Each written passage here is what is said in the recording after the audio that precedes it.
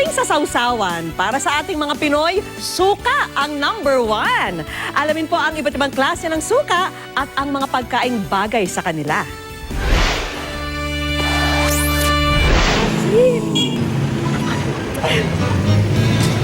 Asim! Nakalulukot mukha man ang lasa. Asin! Kakaibang asim linamnam naman ang hatid nito.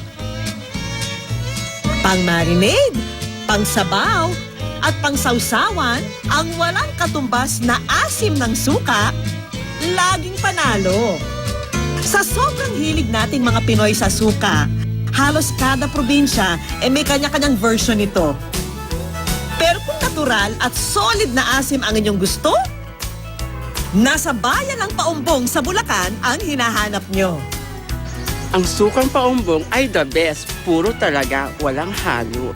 Ang sukang Paumbong, na kilala rin sa tawag na sukang sasa, ay gawa sa fermented sap o tuba na nanggagaling sa sasa o nipa. Karamihan sa mga residente, kinagisnan na ang industriya ng paggawa ng suka. Katulad ni Tatay Joselito na mahigit 4 na dekada nang nagbebenta ng sukang Paumbong. Kasi nung sa ninuno pa namin, yun na mana. Masarap ang sukang Paumbong at kasi manggagalingan talaga sa pinukuha na namin ng sa sasa. Pamaksimal, hindi nakakasira sa tao na makakapagkasakit at tilti sa puno talaga ng gagaling. Hindi tinitimplahan. Ipinagmamalaki pa ni Tatay Joselito na garantisadong puro at natural daw ang asim ng suka nila.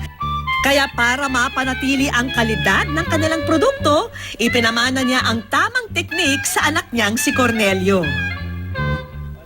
Sa puso ng sasa nakukuha ang tuba.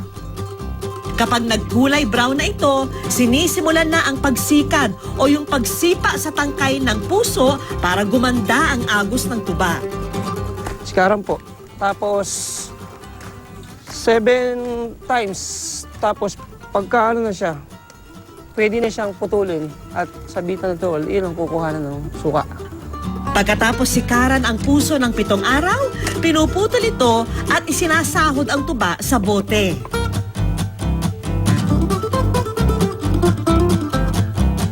Maraming inaalaga ang puso ng sasa si Cornelio. Kaya ngayon, kinokolekta na lang niya ang mga naipong tuba. Pero bago ibalik ang bote, kinakaritan o hinihiwa uli ang sanga para bumilis ang patak ng tuba. Ang naipong tuba, isinasalin sa earthen jar o tapayan para mag-ferment.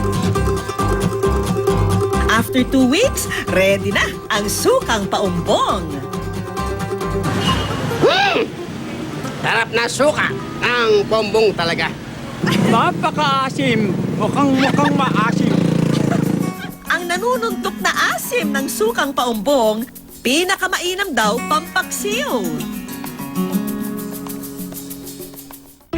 Pero kung hindi nyo carry ang matinding asim ng sukang Paumbong, subukan ang suka ng mga taga-Indang sa Cavite, ang sukang kaong.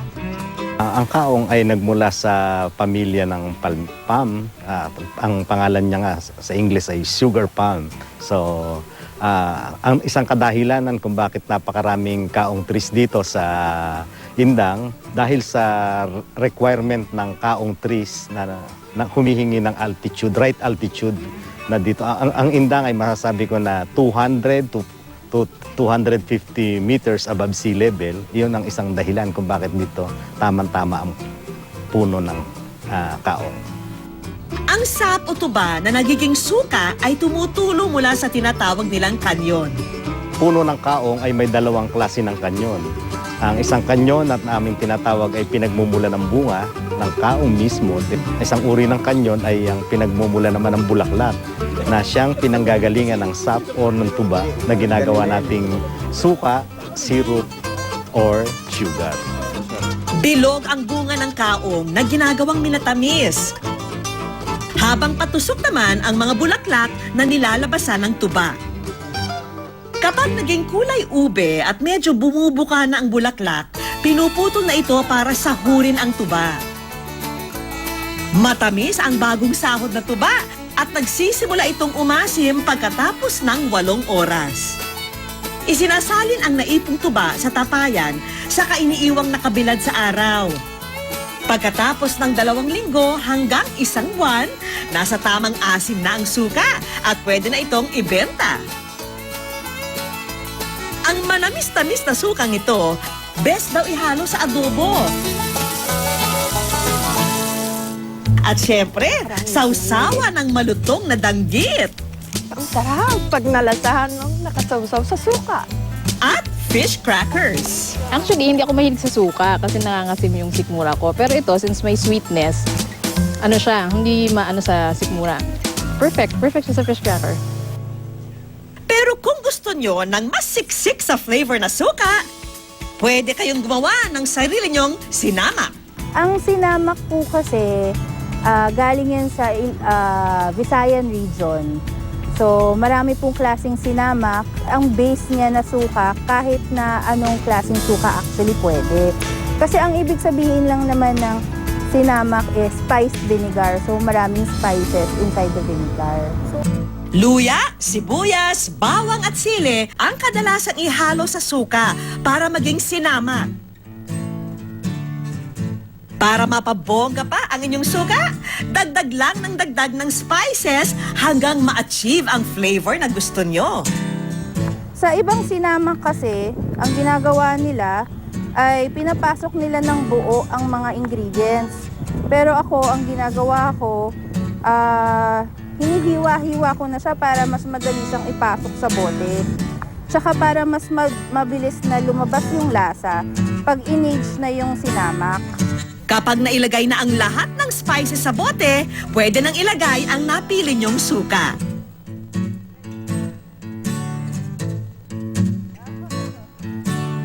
Manunuot ng husto ang flavor ng spices sa suka sa loob ng 2 linggo. Ang kagandahan din po ng suka is antibacteria po siya. So kapag meron po tayong pagkain kagaya ng chicken na pwedeng makontaminate ng salmonella, yan, maganda rin po siyang pang-iwas sa salmonella. Ang maanghang-anghang na sinamak ang nagpapasarap sa mga pagkaing inihaw. Wow, ang sarap ha. Ang sarap ng suka. Nakakangiwi man ang lasa ng suka, hindi maipagkakaila na pagdating sa kusina. Ang asim ng suka ang nagdadala ng natataning linamnam na pasok sa ating panlasa.